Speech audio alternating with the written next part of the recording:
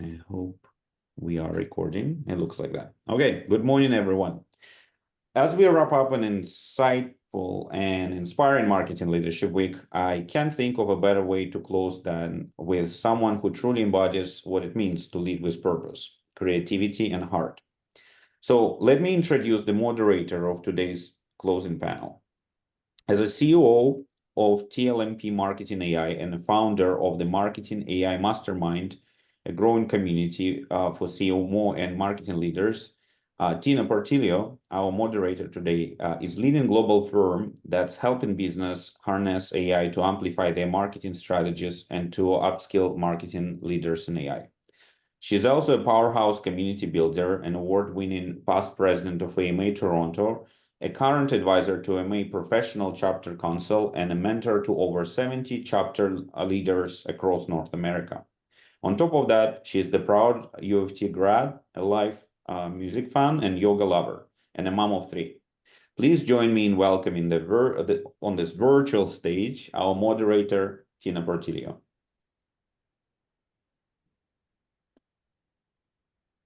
Thank you so much, Max. Such a warm welcome. And thank you to each and every one of you. I appreciate you joining us today and to choose to spend your Friday morning with us as we close out what's proven to be the most phenomenal Marketing Leadership Week. So a massive kudos to you, Max, to Craig, and everyone on the AMA Toronto team for really just putting in the hard work to make this such a phenomenal lineup this week. It was fantastic. I was able to join a few sessions.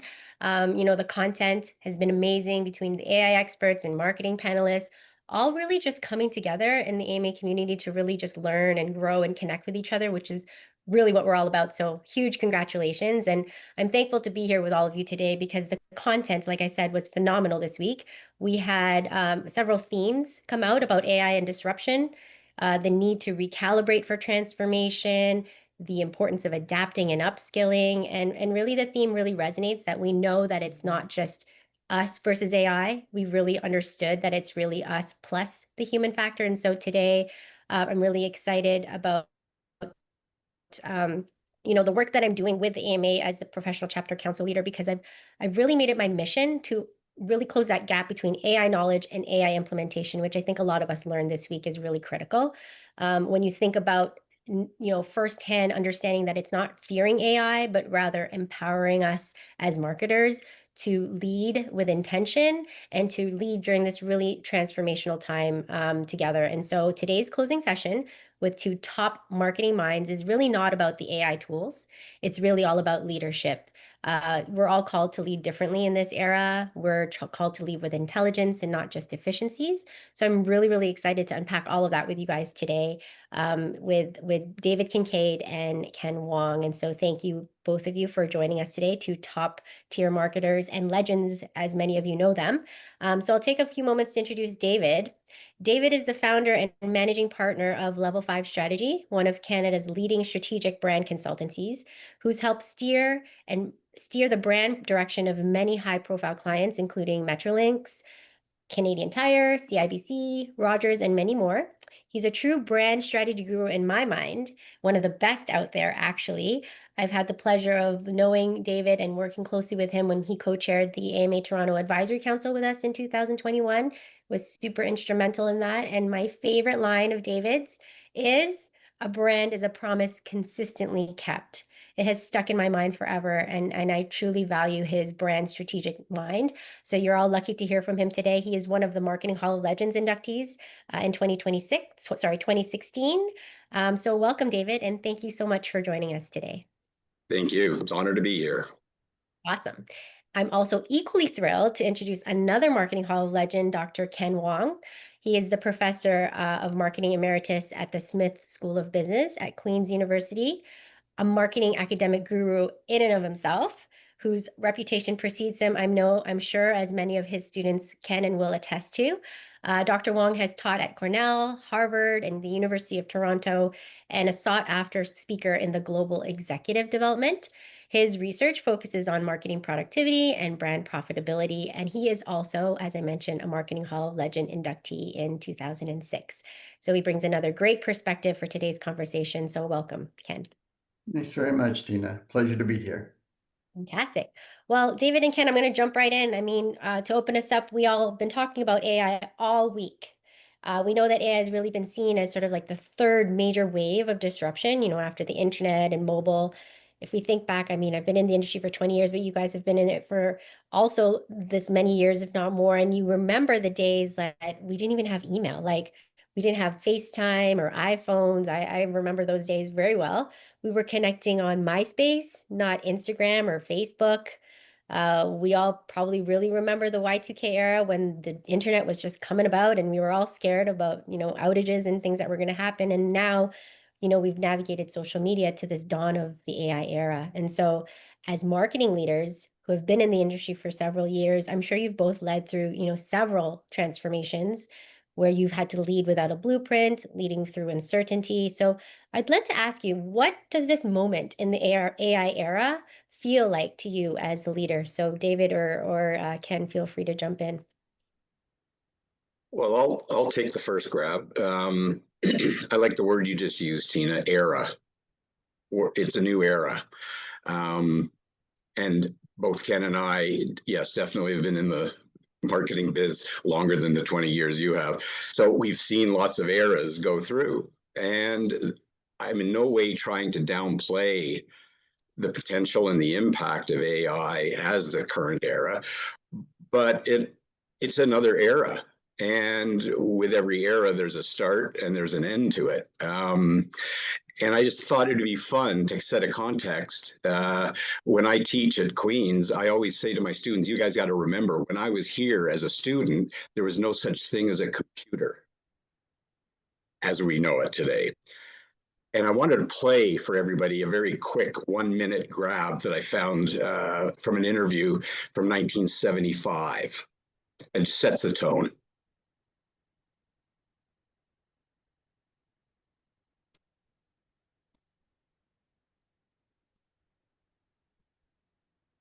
Yeah, I think we have to go back to the beginning. And there's no sound.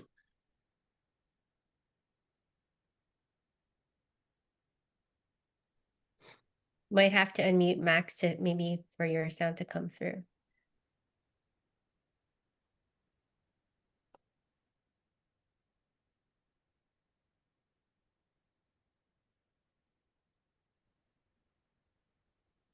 Big difference when he grows up. He will have in his own house, not a computer as big as this, but at least a console to which he can talk to his friendly local computer and get all the information he needs for his everyday life, like his bank statements, his theater reservations, all the information you need in the course of living in a complex modern society. This will be in a compact form in his own house.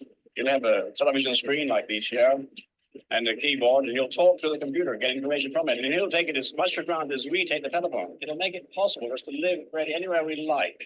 Any businessman and executive could live almost anywhere on Earth and still do his business through a device like this.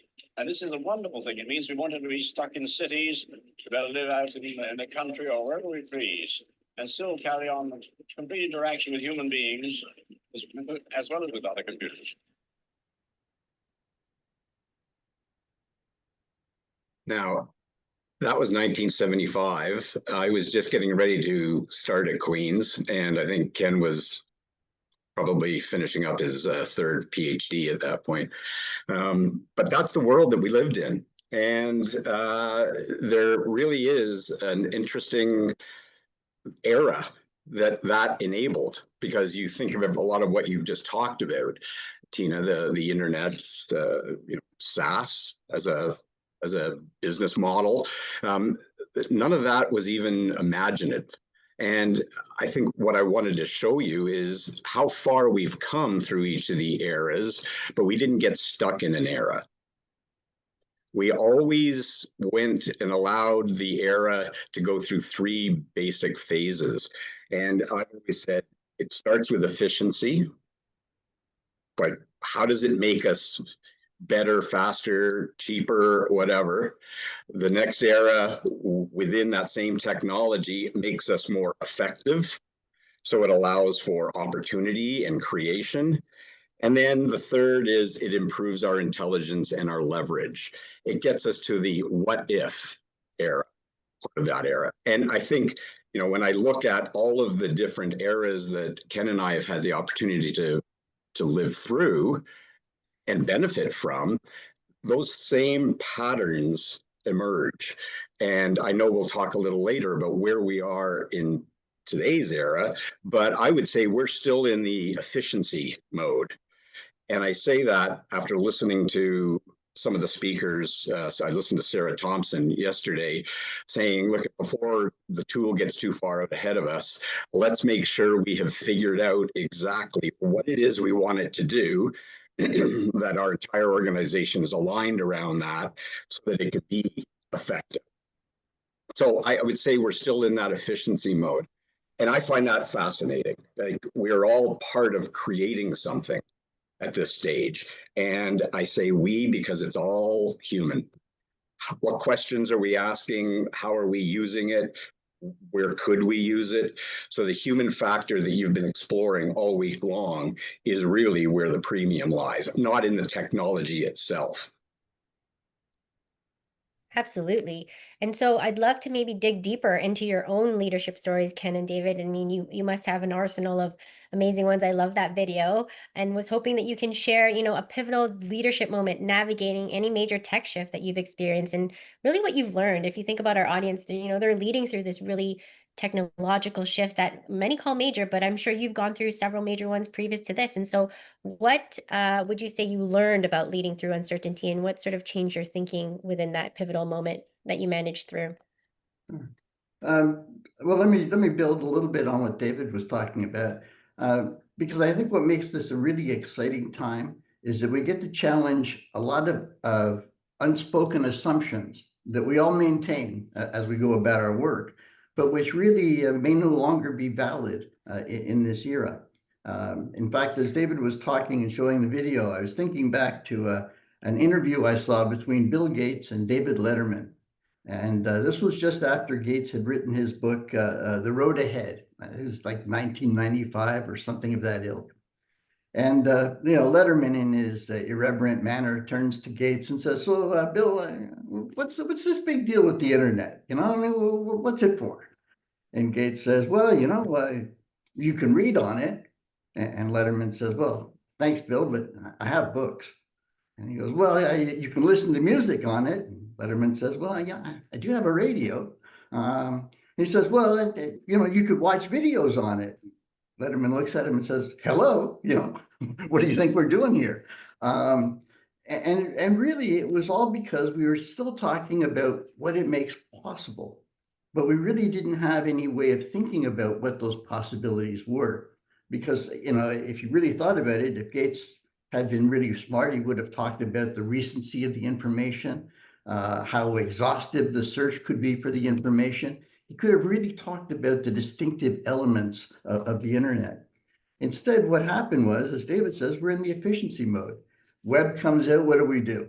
Everybody scans in copies of their collateral material and they stick it up on a screen. Nobody cares about above the fold, below the fold, or how many clicks it takes to get through. It's just enough to have it, be able to say, we have a website.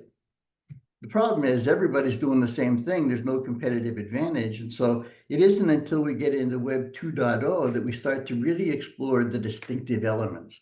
Now we can interact with audiences. Now it's not one to many. Now it can be many to one.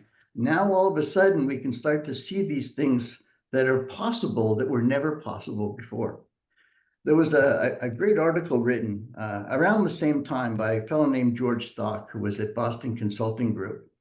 And Stock was one of the pioneers of the whole re-engineering movement, which makes it particularly apropos, I think, of this topic.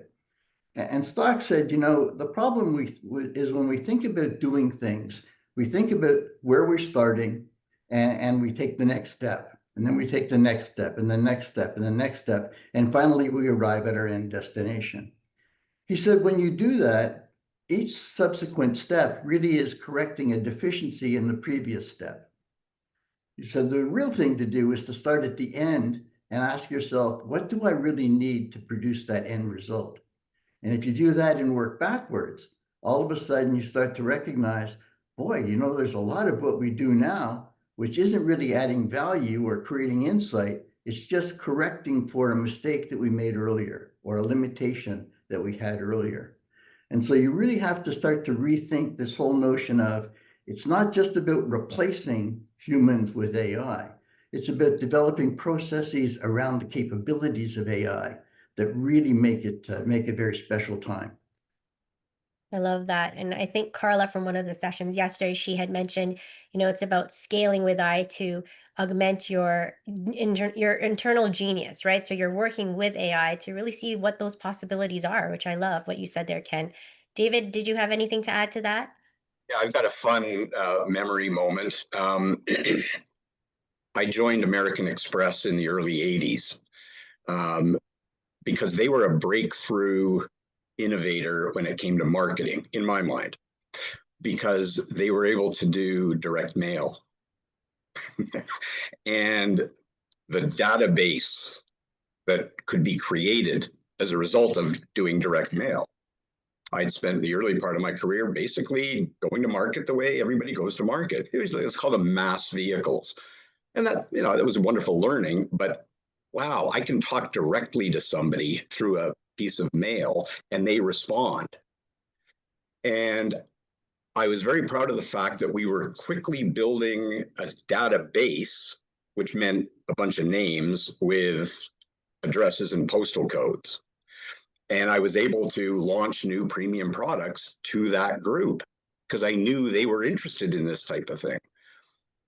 And I said to the guy that was running our IT at the time, data management was not vogue at that point, it had been created. But I said to him, but it'll be really good. We're about to launch the platinum card.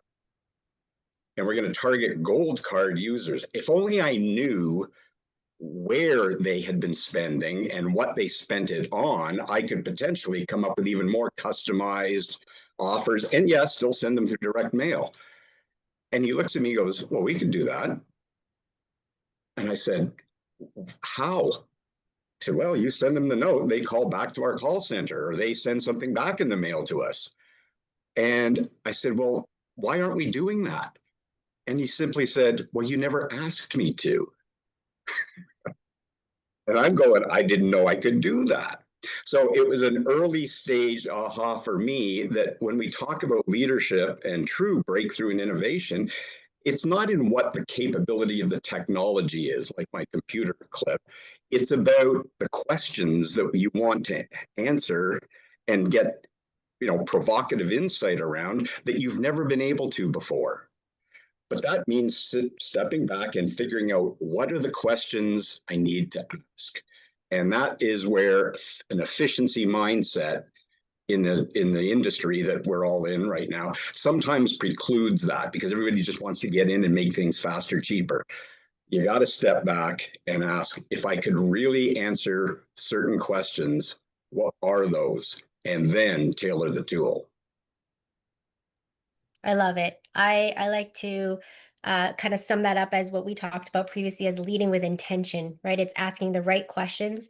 And oftentimes as marketers, we're just rolling. We're just keeping on to the next big thing. And AI really is the next big thing for us. We're probably the highest adopters of AI in the marketing industry because it's such an easy plug-in. But I've heard that statement where, you slow down to go faster. And it's really slowing down and to understand as leaders, how do we stop and lead with intention so that we can ask the right questions. And so that really leads me to my next part of our conversation, which is, you often see recurring patterns when you're leading through disruption, right? You guys have mentioned this already when it comes to technological changes and transformation. So right now with AI, there's like this real hunger for a practical leadership. So how do you think we can introduce new technologies like AI as leaders with intention and really help our teams understand AI, not just use them as, the latest shiny capability out there, but can you share maybe some of your insights around leading through the similar changes and really helping your teams understand, not just use new technology?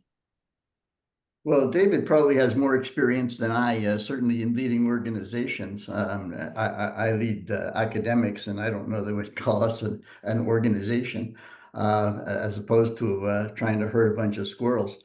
But I do recall when we introduced the first privatized MBA, we called it the MBA for Science and Technology. And one of the challenges that we had was that we were up against giant universities in the US. Harvard Business School, for example, would have an endowment larger than my parent corporation, Queen's University, let alone the School of Business. And so the question had to be asked, well, how do you compete against those people? And the answer came back, well, you're going to have to spend some money. It's going to become more expensive. And certainly, I don't like to admit this, but I guess I'm the reason my MBA tuition is now 6 figures, because that's what it came down to. And the question was asked, well, how are we going to make that affordable? Well, there's only one way, and that's to reduce the amount of time it takes to do an MBA. If you could take it from 2 years to 1 year, you could add all the earning power of that extra year, and that would offset the increase in tuition. And then the question was, well, how do you do that? Well, the normal approach would be to hack and slack, right? Just stop teaching certain courses. But the real question you had to ask yourself was, are those courses needed in the first place? And AI can't really tell us that. That's a matter of philosophy. That's a matter of almost religion and spirituality. And you require a human to get to those level of insights. And so we said, well, if it's an MBA for science and technology, all of our inputs, all of our students are going to be engineers and computer scientists and the like. Do you really think they need an intro stats course? If they do, they probably didn't come from a very good university to start with. And so, well, what? Geez, there goes one course. Now, of course, if you're in engineering, you probably don't deal a lot with people. So maybe we have to use some of that resource to improve our understanding of organization behavior and interpersonal skills. No offense to the engineers in the room. But, you know, it is that kind of thought that you have to add to the tool in order to really get the most out of it. Absolutely. And it's really that micro shift and the testing and the learning, right? When you think about, again, some of the experts this week have talked about, that 5X rule. And in my marketing and mastermind, we often apply that where you're taking one task and you're trying to test things. So even with, testing the MBA, you're testing these new things in the industry, you're testing new technological shifts, and then you're seeing what you can actually gain from all of those tests. And so I always like to ask everyone, and I'll ask Ken and David, in this era of AI, what are you testing and learning in your own worlds, whether it's in your business world, in the academic world, in your personal life? I think academics is interesting, Ken, because we talk a lot about the business world in AI, but academics and professors and students, I mean, my kids are using AI, and so it's really another aspect of AI where you need to really understand how to test and learn there too. So could you share maybe a really quick beat on, some of the things that you're doing to really challenge that micro shift in your own mind and maybe some challenges you've been up against? Sure. Well, I think the first thing we're trying to do is avoid thinking about AI the way we thought about calculators when they first came out. If you think back to that era, and I think I won a calculator in an essay contest at some point in the 1970s. It was a magnificent thing. It was 4 functions, 8 digits, had to plug it in, and it cost at that time the unheard of sum of $150 Canadian, which is probably about $1 billion in today's terms. I can get a better calculator than that now when I renew my subscription to a magazine. Right? What was academia worried about? Well, we were worried about calculators coming into the exam room and people having unfair advantage because they could do these calculations while others had to do it on paper. Just as we're worried now about AI, people are going to start submitting essays written by AI, and we'll have detection tools to work around it and so on. What we really need to be exploring is how to use the outputs of AI, right?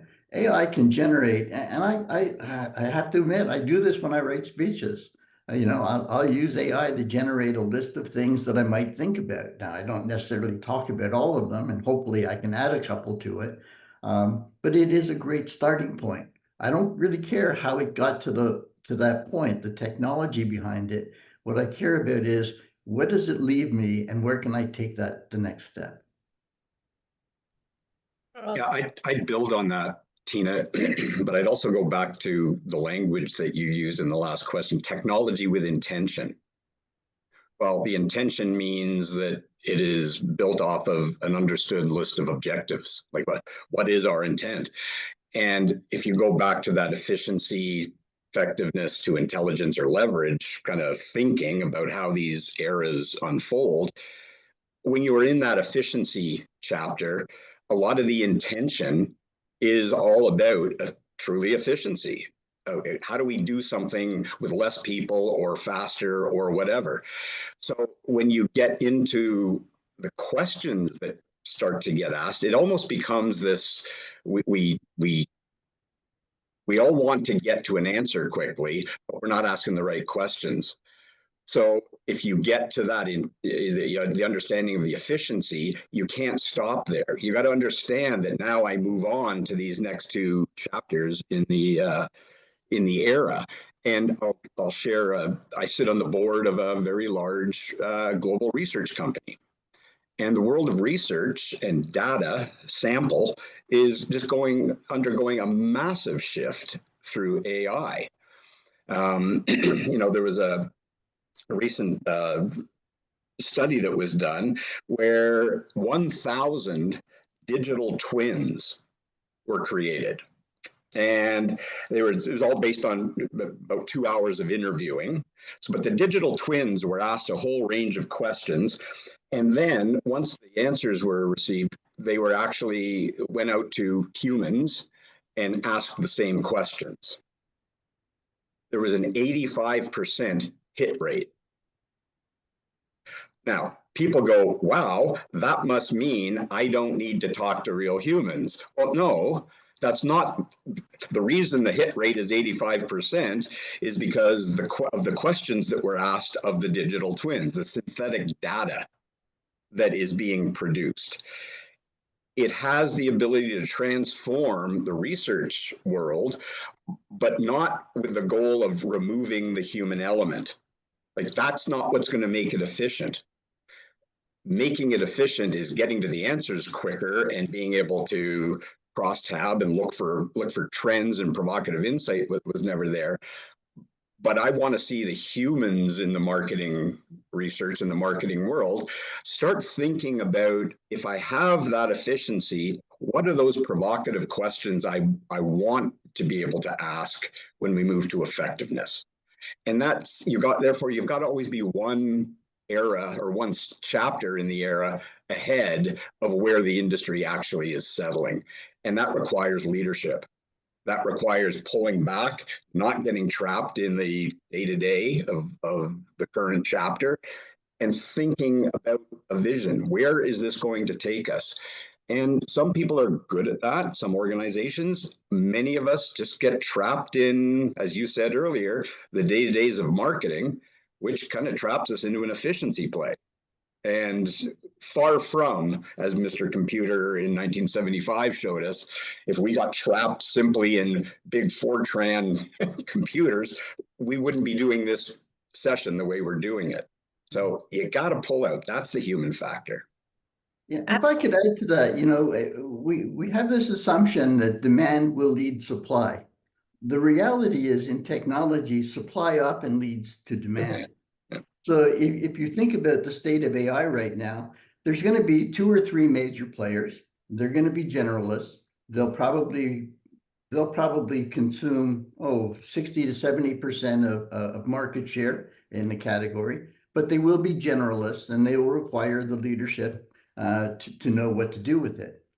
The generalists, however, are not very good at playing the niche game. And so if you think about areas like cosmetics, if you think about areas where there's a lot of consultative service involved, there'll be niche players. People will develop chiclets and applets that are specific to a very narrowly defined niche, and they'll bring that out to the market. The problem with that approach is that those niche players typically don't think in grandiose terms. What they really think about is, how do I get this to be a significant scale so that one of the big 3 buy me? And then I can retire to a beach in Greece and drink ouzo or play golf or do whatever I want. The leadership also has to come from the supply side. They really have to be thinking, because we have better things to do than think about how to use somebody else's product. We have our own jobs to do. And so the supply side really has a responsibility to present to us the content required for us to understand what the potential really is for this technology. And that requires thinking, not asking AI to do. There's an interesting, one of Level 5's well-respected global competitors just completed an AI status of AI with CMOs specifically around the world. 80% of the CMOs are more confident in AI and its capability. Less than half of them know where they're going with it. So how can you be confident in something that you don't know where it's going? Well, you can if you think about this thing in these chapters that I'm talking about. Let me get the efficiency play to set us up to be able to do the effectiveness play, to be able to do the leverage play. That requires leadership. And not just management, leadership, have understanding that things unfold in these chapters. And in the world that we live in right now, everybody wants to get to the answer yesterday.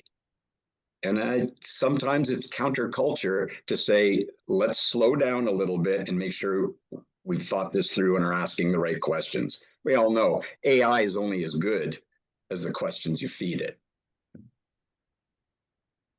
Absolutely. And I think you hit the nail on the head that leadership at its core is really to do exactly what you both have said, which is to stop and think about those three levels of efficiencies and then moving into intelligence at the end. But I want to ask you specifically on the topic of CMOs and org structures. We had a little chat about this early on when we were preparing for this about, CMOs these days that they actually have to consider their leadership role as AI evolves, and in a year or so, they will be dealing with an org structure that looks dramatically different than today. If you think about it, a CMO could be working through an org structure that has your director of brand and content sitting right beside an AI robot within one org structure. So when you think about measuring ROI, as you had mentioned, what's the measure of success for a CMO leading that type of team? How are we managing and measuring success in this era of AI and honestly addressing the elephant in the room, right? We all know that we're all fearful at whatever stage of we are in our marketing career or a career in general, that AI, we've heard, is here to take our job, that, if you're doing average work, you could be replaced by AI tomorrow. And so again, going back to what you have both said, when you're guided by human judgment and curiosity, it really helps us move from coping to leveraging it really intentionally as a leader. And so I would love to ask you, given this evolution of a CMO, because this is the CMO marketing leadership, we have a lot of them listening to you today. How do you think leaders are going to measure success? And what do you think those leaders need to unlearn or to do to evolve as we navigate this current era? I'll take a quick go at this because I'm watching it within our clients, especially the larger the client, the more, I would say, profuse this issue or opportunity is. AI, because it's in the efficiency stage, is being adopted by department. So, even within marketing, we've got our researchers and we've got our strategists, but it's all silos. Sarah talked about this yesterday, right? Because they're using it as an efficiency enabler to do their work faster. CMOs aren't going to be rewarded by simply having each of their areas, their departments, do things faster and quicker.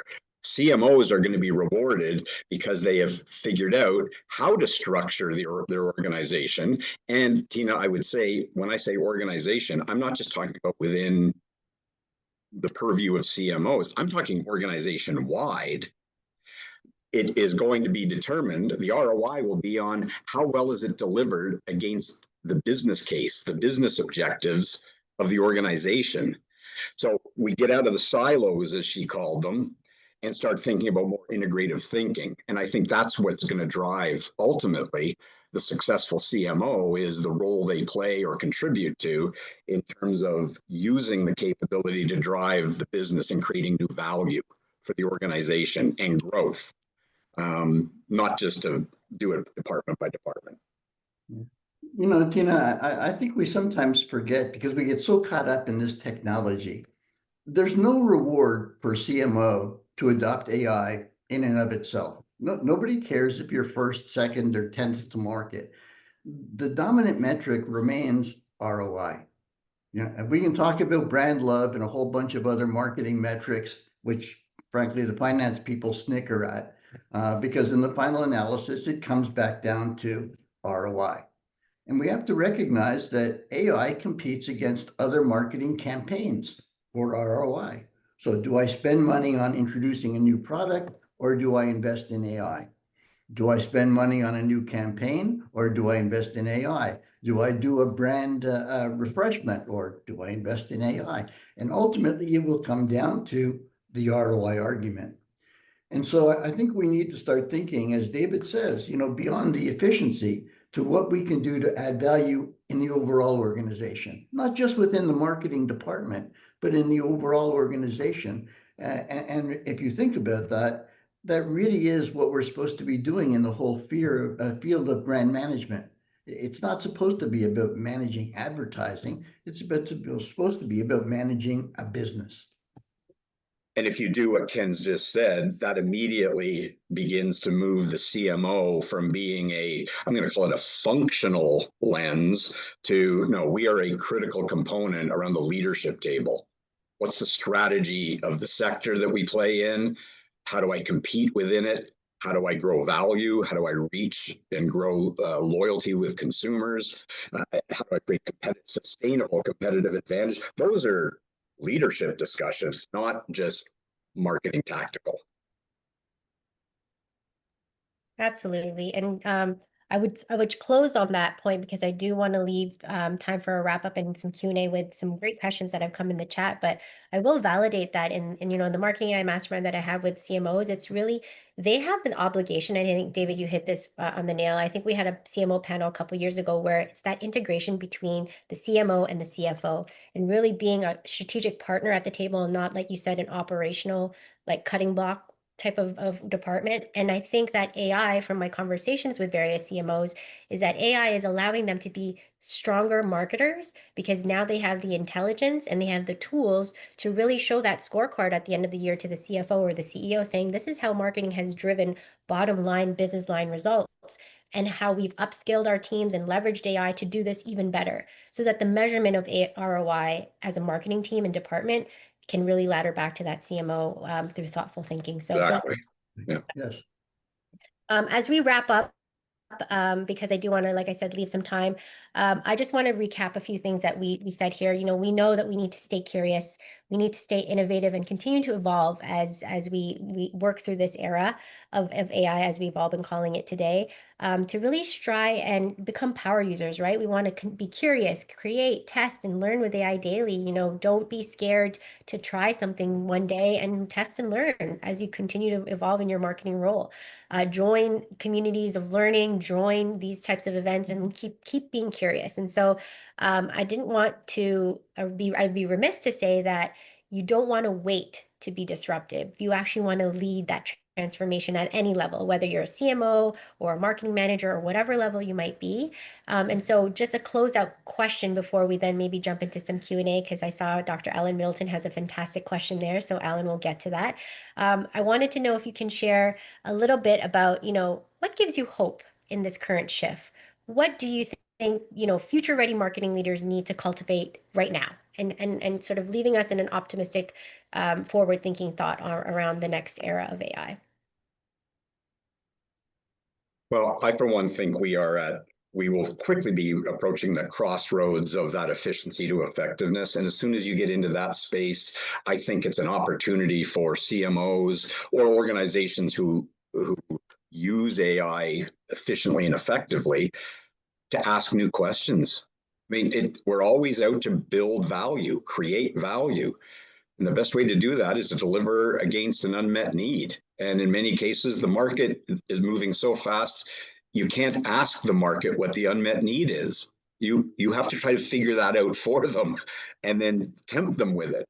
Well, the stronger the fact base and the understanding around what that unmet need is, that new value creation, the better the ROI, to Ken's point. So I think we're at a very important moment, which means leaders have to really pause and ask, what questions do we want answered as it affects my business? And what resources do I need to build trust amongst, as Sarah said yesterday, and alignment within my organization to answer those questions. But they are big questions, not just Marcom questions. Now, let me come at it from a slightly different angle. As hard as technology is to manage, I would argue the hardest thing to manage is people. And if you think about it, AI presents CMOs with an amazing opportunity to motivate and inspire their troops. This is a situation where, as I used to tell my students, you can focus on marketing as my generation practices it, in which case you're going to compete against folks like David and myself for work. Or alternatively, you can turn to social media, something you've grown up with, something you know well and have really incorporated into your life. I may understand social media, but not from a power user's perspective. And so this is really an opportunity for you to jump the queue, if you will. This is a chance for you to do something significant. And it's a chance for our company, frankly, to raise its profile within the marketing community. Who doesn't want to be known as being part of a winner? Who doesn't want to be known as being part of that innovative firm that is doing something that nobody ever thought about before? And so it really is a chance to get people to rethink their whole approach in their own self-interest. I'm not asking you to do this because our shareholders make more money. I'm asking you to do this because this can make your career. This can make you a legend. Marketing Hall of Legend at that. And so I think you guys have unpacked so many thoughtful insights. I did want to make this a highly interactive closing keynote because we do have about how many people here? Over almost 40 people on the line and some who have dropped in some questions on the chat. So I'm going to call on Alan Middleton because I think he can do his question more justice rather than me reading it. And I would love to welcome another legend to this amazing conversation. So Dr. Alan Middleton, are you there? Did you want to come off? I'm here. You can't get rid of me yet. I knew it. I love it. Hi, guys. I did. My question was about deepfake and privacy. We're seeing in the phase 3 of AI an enormous increase in false information being used.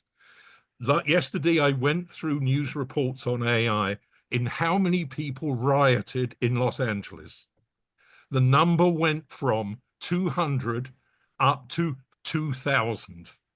And, and it was all over Los Angeles, or as in one part of Los Angeles. And this was coming through AI on part of its decision about what to do.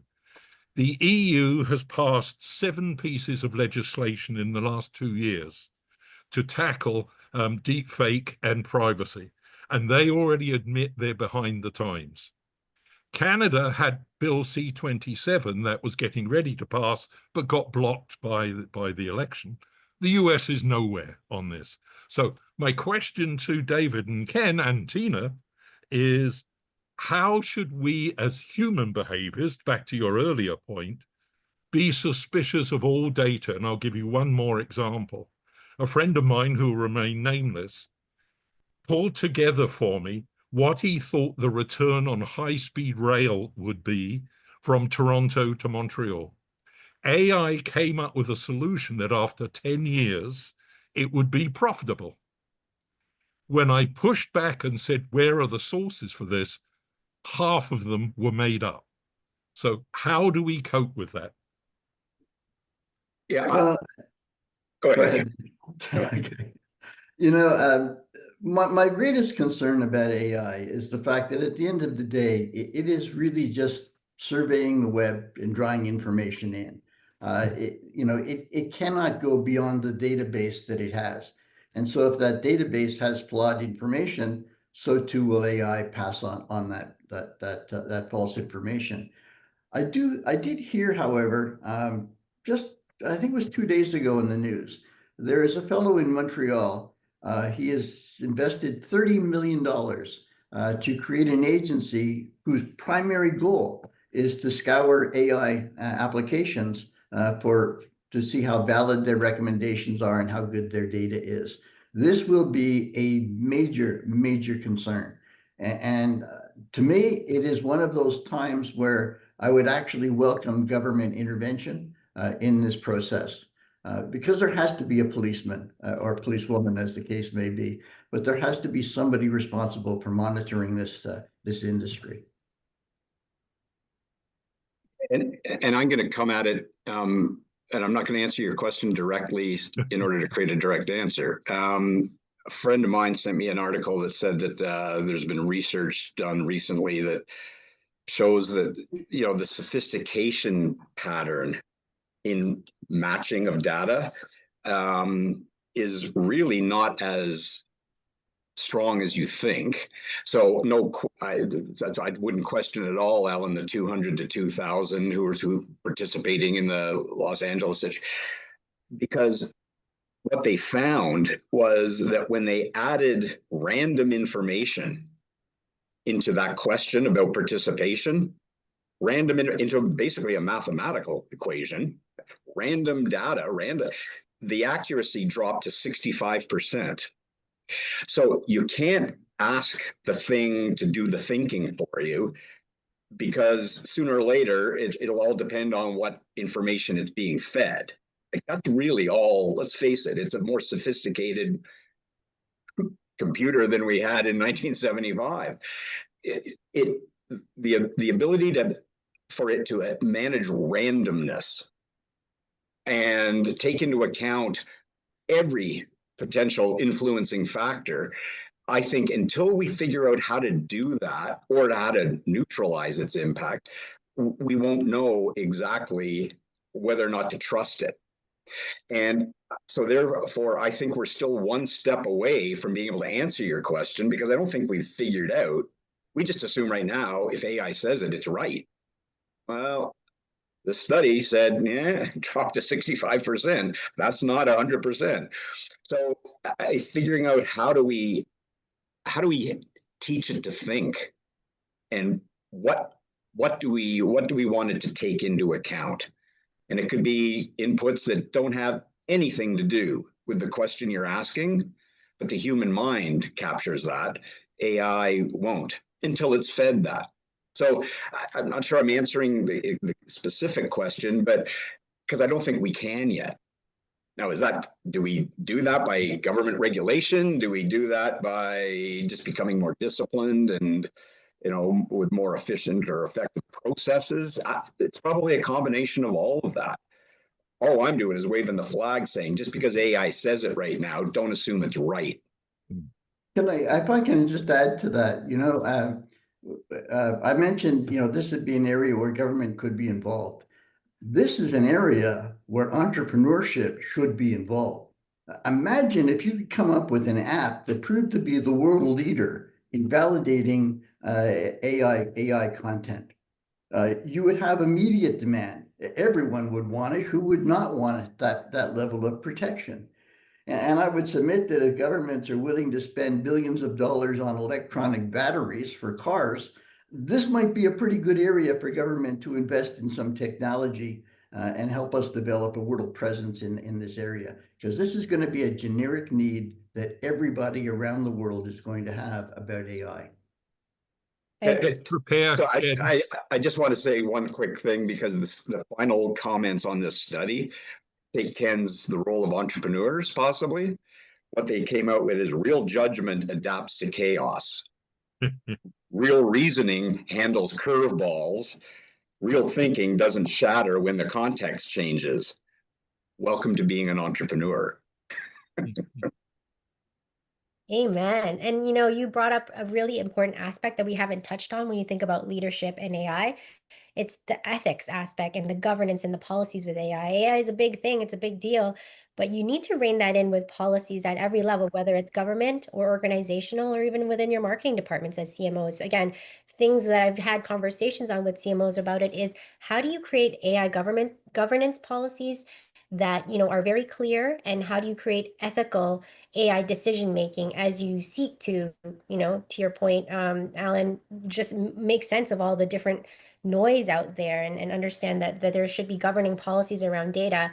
I think Sarah mentioned it again yesterday about the importance of data as it relates to how you leverage it for your AI intelligence. And so it's such a huge topic that we could go very much deeper on. And I think it's such something that needs continual conversations, especially at the CMO level, as they think about integrating AI into their systems. Like I used to work in a big bank, and I can only imagine that the level of governance and risk management as they think about privacy, data, PII, as you infiltrate all of that into adopting AI policies and procedures within not just a marketing department, but a big institution, it's definitely AI ethics and policies that need to be part of that conversation. So a really good question, Alan. I know we didn't unpack all of it because as David said, I don't think we know all the answers yet.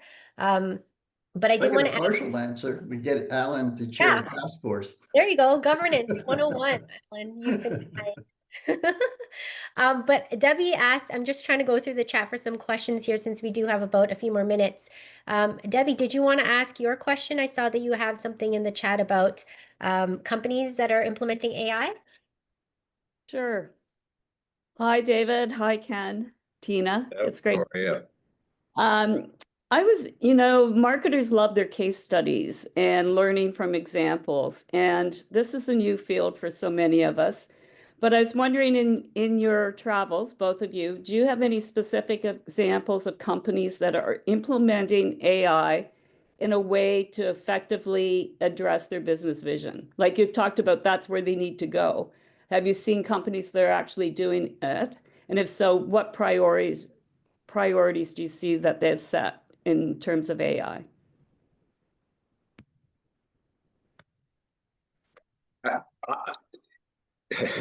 Everybody's using it or trying to use it. Yeah. I can't say that I can point to one to say, wow, there's the IBM of the computer era. Surprisingly, a sector that we're seeing use it, there's two. One, there's more B2B businesses or brands because they have a tendency to be a little more transactional, let's face it, than maybe consumer goods, but they're beginning to use it on predictive modeling, like taking X number of years of orders or price point or whatever that's influenced orders and being able to use it to predict scenarios. And they're using it that way, given the tariff environment that we're living in. The other one, very interestingly, is professional sports. We work with three different sports, but a team in each. And they're using it for, again, predictive modeling and tying on-field performance to attendance to pricing, knowing that all ties into my ability to renew my television deal.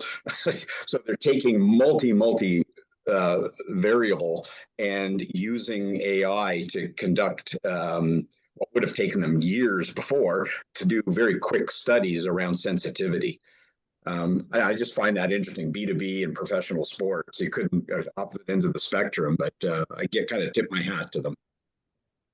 Okay, I mean, I would agree with David. You have to, at this point, you have to separate generative AI from basic AI. The generative AI is the one that produces content and videos and so on. And I think you're really talking about isolated cases of somebody's come up with something that's cute and it works, but I don't see it as foundational to their overall brand. That may happen. For example, L'Oreal has an app, I think it's called Modiface, which lets women basically try on makeup at home. I'm not exactly clear on how it works. I'm not wearing a lot of makeup myself, but that capability is there. Most of what we're seeing, though, is AI based on the research side. The research company David sits on, I imagine that's RIWI, RIWI, International Market Research, and they're using AI to bring together a whole bunch of information sources, which previously you would have to have a room full of humans to sort out and integrate. And they can automate that whole process and update it.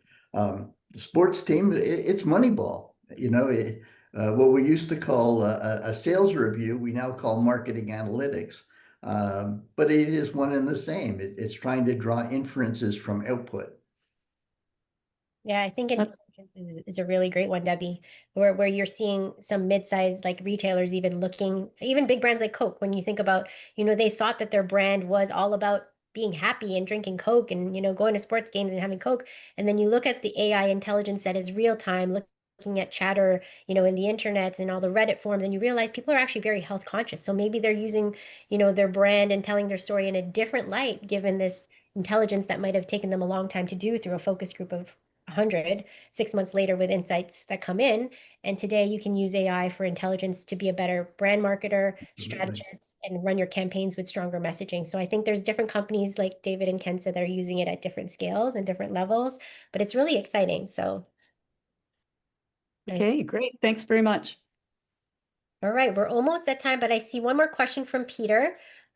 Peter, did you want to ask your question?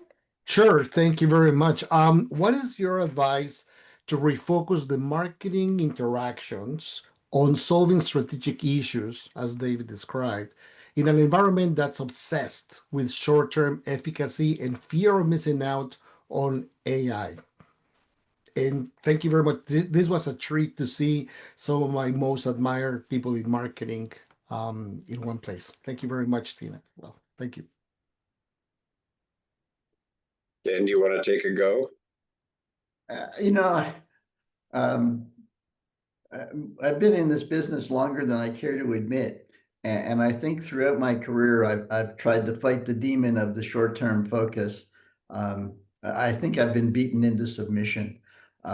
You're not going to overcome that tendency. It will always be there because expenditures have to be justified. But I do think that if you cannot prove yourself in the short term, the long term will not materialize. Right. So I don't think we can expect companies to jump ahead. I think there is, as David pointed out earlier, there is this evolutionary process that we have to go through, and we can still be thinking about the jump ahead before we have to make it. But I don't think we're going to get there until we produce some short-term wins. Yeah, and I completely agree. That's why I call it the chapters in an era. Until I can show that ROI, the basic effectiveness or efficiency plays, I can measure, right? I can put numbers to. So I need to convince, whether it's my CEO or my board or the CFO, that the ROI around the efficiencies is working. Once that's there, it's almost like I've earned that trust to be able to then say, what if I applied that same capability now to a more strategic issue? And I think we're starting to get there, but I don't think we're fully there yet, Peter. There's still some trust that's got to be built. A mentor of mine once told me the 3 best words in marketing are make your numbers. Love it. I thought you were going to say MAGA or something else. Don't go there with 1 minute left. So I just wanted to say a sincere thank you. A thank you to all of you who joined us again on your Friday morning to close out this phenomenal leadership week. I'm so proud of the AMA Toronto team for putting this all together. It was great. But I do want to sincerely thank you, David and Ken, for your wisdom, your candor, and all your leadership over the years in the marketing industry, and to everyone who's really just joined us today. All the seasoned CMOs who were at the marketing panel earlier this week, and to the rising marketers, all of you are part of this new wave of leadership that we need in this AI era, as we've now termed it, right, David? So if you're inspired and you want to continue this conversation, I encourage you to get involved with AMA Toronto. It's a vibrant, future-focused community of marketers who we don't just follow trends, but we help shape what's next. And for those of you who are ready to go deeper and want to bridge that AI knowledge gap to implementation, I'd love to chat with you, but I also continue to encourage you to keep on learning, keep on creating, keep on testing, keep on learning. As Carla said yesterday, don't wait for that disruption.